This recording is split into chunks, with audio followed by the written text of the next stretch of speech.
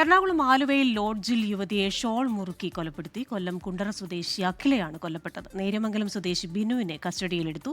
കൊലപാതക ശേഷം യുവാവ് സുഹൃത്തുക്കളെ വീഡിയോ കോളിലൂടെ അഖിലയുടെ മൃതദേഹം കാണിച്ചു കൊടുത്തെന്ന് പോലീസ് പറയുന്നു. പോലീസ് സ്റ്റേഷനിൽ നിന്ന് വിളിച്ചപ്പോഴാണ് അഖിലയുടെ മാതാവും സഹോദരനും സംഭവം അറിഞ്ഞതെന്ന് ബന്ധു പ്രതികരിച്ചു.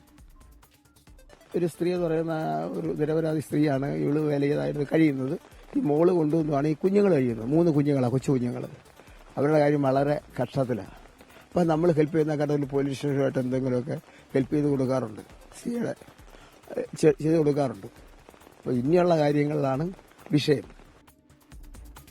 കൂടുതൽ വിവരങ്ങളുമായി നിതിൻ അംബുജനാണ് കൊച്ചിയിൽ നിന്ന് ചേരുന്നത്. നിതിനെ, ഈ ഒരു സംഭവവുമായി ബന്ധപ്പെട്ട് നമുക്ക് ലഭിക്കുന്ന കൂടുതൽ വിശദാംശങ്ങൾ എന്തൊക്കെയാണ്? ബന്ധുക്കൾ എന്താണ് പറയുന്നത്? ഈ പോലീസ് സ്റ്റേഷനിൽ നിന്ന് വിളിക്കുമ്പോഴാണല്ലോ അവർ വിവരം അറിയുന്നത്.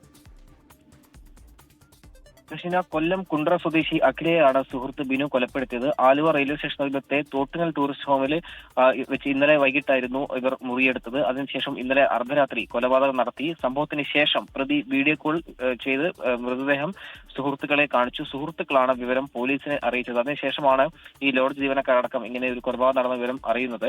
എന്തായാലും കഴുത്തിൽ ഷാൾ മുറുക്കിയായിരുന്നു കൊലപാതകം നടത്തിയത്. പ്രതി ആ കൊലപാതക സമയത്ത് മദ്യലഹരിയിലായിരുന്നു എന്ന് പോലീസ് വ്യക്തമാക്കുന്നു. വിവാഹവുമായി ബന്ധപ്പെട്ട് ഇരുവർക്കുമിടയിൽ തർക്കം ഉണ്ടായിരുന്നു. ആ തർക്കത്തെ തുടർന്നായിരുന്നു ഈ കൊലപാതകം എന്നാണ് പോലീസ് പങ്കുവയ്ക്കുന്ന വിവരം.